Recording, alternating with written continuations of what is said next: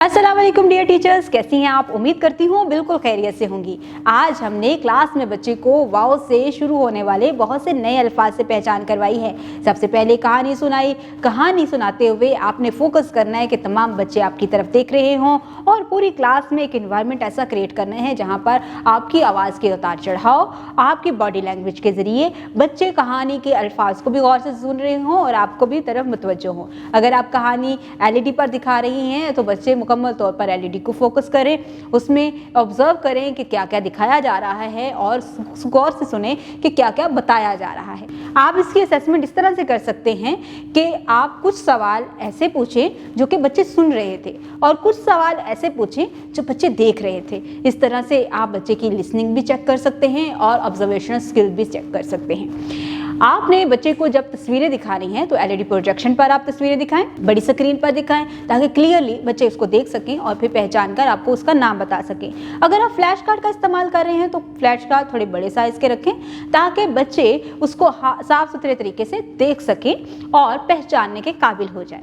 जब बच्चे तस्वीरों को अच्छे तरीके से पहचान के उसके नाम बता दें तो वाव की पहचान करवाएं, फिर उसको पढ़ना और लिखना सिखाएं। लिखाई के लिए प्री राइटिंग एक्टिविटीज़ बहुत सारी करवाएं ताकि बच्चे फॉर्मेशन को अच्छे तरीके से फॉलो कर सकें। स्टीम एक्टिविटीज़ करवाते हुए आपने क्लासरूम में बच्चों का इंटरेस्ट देखना है, बच्चों का लर्निंग मूड क्या है, उसमें बच्चों को इन्वॉल्व करें और बेहतर तरीके से तमाम एक्टिविटीज़ को मुकम्मल करवाएं।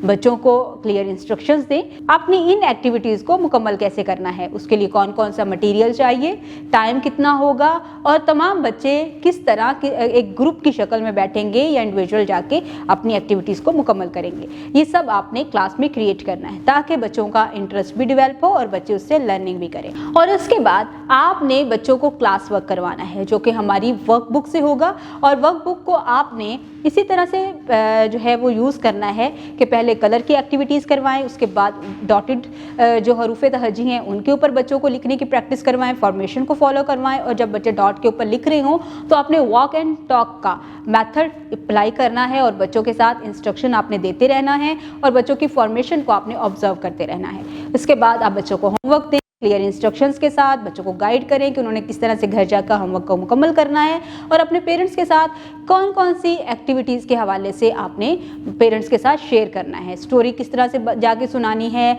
और अपनी जो सरगर्मियाँ हैं वो किस तरह से जाके बतानी है ताकि पेरेंट्स का और बच्चों का एक अच्छा लिंक बने जो कि आपके लिए भी ज़रूरी है। एक टीचर, स्टूडेंट एंड पेरेंट्स का जो कोलैबोरेशन है उसके बगैर हम अपने बच्चों की एजुकेशनल नीड को पूरा नहीं कर सकते।